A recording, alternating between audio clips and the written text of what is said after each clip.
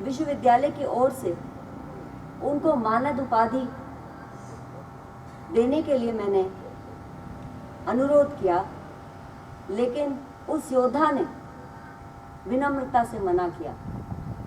आधार क्या था कि मैं ये उपाधि स्वयं अपनी मेहनत से प्राप्त करूंगा।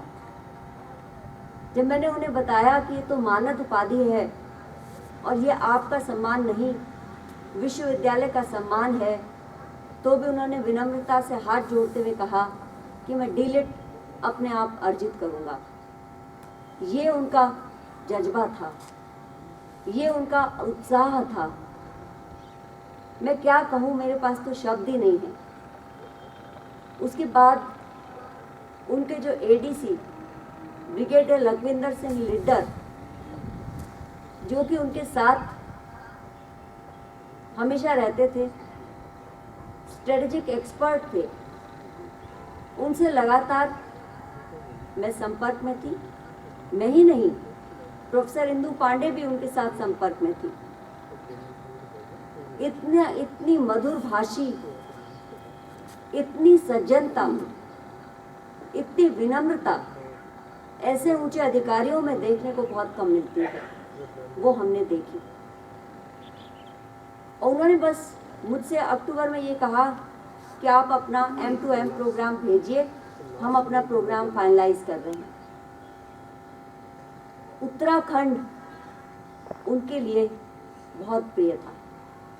यूं तो वो पूरे राष्ट्र के थे, पूरा राष्ट्र आज गमगीन है, लेकिन उत्तराखंड का गम बहुत ज्यादा है। हमने अपने धरती के लाल को, माटी के सपूत को खोया है, और हमारे विश्वविद्यालय के लिए तो ये बहुत ही दुखद क्षण है, क्योंकि पिछले हफ्ते जिस व्यक्ति के आने से हम इतने उत्साहित थे, आज उनके जाने से हम उतना ही अधिक द्रवित हैं। सबका हृदय रो रहा है। मेरा कल से किसी काम में मन नहीं लग रहा।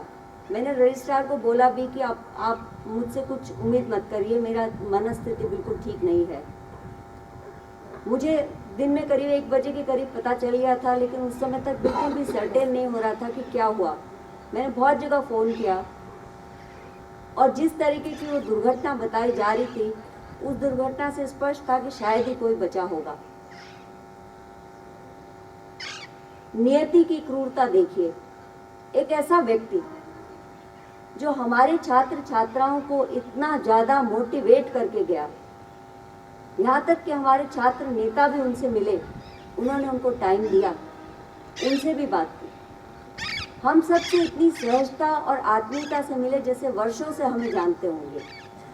ऐसे पुरुष बिरले होते हैं। शायद ऐसे पुरुषों की धरती पे ज़्यादा जगह नहीं होती, इसलिए ईश्वर उनको अपने पास बुला लेता है। ये कितना दुखद है। हमने एक डिफेंस के लिए एक चेयर प्रस्तावित की थी। वो प्रपोजल हमारा डिफेंस मिनिस्ट्री में है, और उन्होंने खुले मंच से ये कहा कि हम इसमें पूरी मदद करेंगे, और सेना के ऑफिसर यहाँ पर आकर आपसे कांटेक्ट करें, आपके कोर्सेज को पढ़ाएं। ये बहुत अच्छी बात होगी। और अगर वो चेयर हमें मिल जाती है, तो मैं तो यही चाहूँगी कि उस चेयर का नाम होगा जनरल विपिन रावत चेयर। ये चेयर इसलिए नहीं कि वो हमारे विश्वविद्यालय में आए थे, बल्कि वो इसलिए कि वो इस योग्य थे। वो एक योद्धा होने के अलावा, कर्मठ पुरुष होने के अलावा, एक ऐसे व्यक्ति थे जो इस क्षेत्र के बारे में भी सोचते थे, यहाँ के नौजवान युवक युवतियों, यहाँ के लोगों के बारे में सोचते थे। धरती से जुड़े हुए व्यक्ति थे, और धरती से जुड़े हुए व्यक्ति कभी भी आपको अहम भाव में नहीं दिखेंगे। वो हमेशा सहज थे, सरल थे, और उनकी सरलता और आत्मीयता मुझे लगता है हर एक को छुई है। हर एक को किसी न किसी रूप में उन्होंने टच किया, हर एक को किसी न किसी रूप में उन्होंने प्रभावित किया। दीक्षांत समारोह के दिन अपना एड्रेस उन्होंने गढ़वाली भाषा में शुरू किया, लेकिन उसके बाद ये देखते हुए कि ये केंद्रीय विश्वविद्यालय है, उन्होंने अंग्रेजी और हिंदी दोनों में अपना उद्बोधन दिया। और जो सबसे अच्छी बात उन्होंने हमारे युवा वर्ग के लिए कही वो ये थी कि आत्मनिर्भर भारत में आपको नौकरी देने वाला बनना चाहिए, नौकरी मांगने वाला नहीं। आपको उद्यमी बनना चाहिए, आपको स्टार्टअप स्टार्ट करने चाहिए, आपको पर्यटन और अन्य तरह के रोजगार सृजित करने वाला होना चाहिए।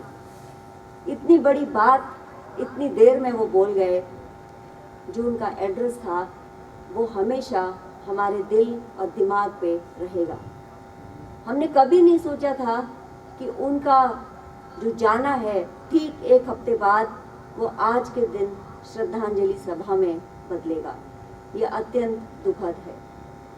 ये जो उनका चित्र है जिस पे मालाएं चढ़ी हैं, ये इस बात का गवाह है कि विश्वविद्यालय ने एक विभूति को खो दिया, और ये एक ऐसी विभूति थी जो हमें मार्गदर्शन देती। मेरा अनुरोध होगा defence strategic and geopolitical studies department से कि इस चित्र को वो अपने अपने विभाग में उचित स्थान पर रखें और हर 8 दिसंबर को कोई कार्यक्रम जनरल बिपिन रावत की स्मृति में आयोजित करें। ये मैं आज आपको इस मंच से निवेदन कर रही हूँ। अगर यहाँ पर डिफेंस स्ट्रेटेजिक और जियोपॉलिटिकल स्टडीज डिपार्टमेंट के कोई भी लोग जुड़े हुए हैं तो मेरा ये निवेदन होगा कि हर 8 दिसंबर को सबको जनरल बिपिन रावत को याद करना चाहिए, लेकिन चूंकि वो सुरक्षा और इसके अलावा स्ट्रेटजी से जुड़े हुए व्यक्ति थे, इसलिए इस विभाग को मैं ये जिम्मेदारी सौंपती हूँ कि हर 8 दिसंबर को उनकी स्मृति में कोई न कोई कार्यक्रम होना चाहिए, और वो कार्यक्रम ऐसा हो जिससे युवा वर्ग जुड़े, क्योंकि उनके दिल में युवा वर्ग समाया हुआ था। इसीलिए वो ये बोल के गए कि आप you should be job givers not be job seekers. Try to build up your skills, try to open startups. और हमारे जो छात्र नेता उनसे मिले उनको भी उन्होंने यही ज्ञान दिया। तो एक व्यक्ति जो अपने समय से आगे सोच रहा है, जो सोच रहा है कि आत्मनिर्भर भारत कैसे बनाए जाए, जो एक तरफ चीन की आक्रामकता से निपट रहा है, दूसरी तरफ पाकिस्तान की ओर देख रहा है, तीसरी तरफ साउथ एशिया के बाहर south east Asia, Asia Pacific, America, रूस और हर एक देश के साथ बराबरी पे भारत को खड़ा करना चाहता, ऐसा व्यक्ति हमारे बीच नहीं है। तो मेरे पास इस वक्त ज़्यादा शब्द नहीं है, बस मेरा यही आप लोगों से निवेदन है कि जो दीक्षांत समारोह के दिन जो वो कह के गए हमारे युवा वर्ग से, खास तौर पर कि असफलता से डरो मत। असफलता के बाद अगर सफलता आती है उसका स्वाद बहुत मीठा होता है। तो असफल होने पर कभी घबराना नहीं है, आगे बढ़ना है। और ये बात केवल एक योद्धा कह सकता है, एक कर्मवीर कह सकता है। तो वो ऐसा कर्मवीर हमारे बीच से चला गया जिसके बारे में जितनी भी बात करी जाए वो कम है। तो मैं एक बार संपूर्ण विश्वविद्यालय परिवार की ओर से अत्यंत दुख भरे दिल से सीडीएस जनरल बिपिन रावत, उनकी पत्नी श्रीमती मधुलिका रावत, ब्रिगेडियर लखविंदर सिंह लिड्डर और उनके साथ जितने अन्य लोग उस विमान में सवार थे, उन सभी को हार्दिक श्रद्धांजलि अर्पित करती हूँ। और विश्वविद्यालय परिवार से मैं निवेदन करती हूँ कि कृपया उनके शोक में आज अगर आप अपने काम छोड़ दें तो कोई इसमें कोई हर्ज नहीं है, क्योंकि हमने अपना माटी का लाल खोया है, धरती पुत्र खोया है, देश ने एक ऐसा योद्धा खोया है जिसकी भरपाई होना बहुत मुश्किल है। जो अपने समय से आगे सोचने वाला इंसान था। तो इन्हीं शब्दों के साथ मैं आप सबसे निवेदन करूंगी कि 2 मिनट का मौन हम लोग रखें दिवंगत आत्माओं की शांति के लिए और ईश्वर से प्रार्थना करने के लिए कि अपने श्री चरणों में उनको स्थान दें। ओम शांति।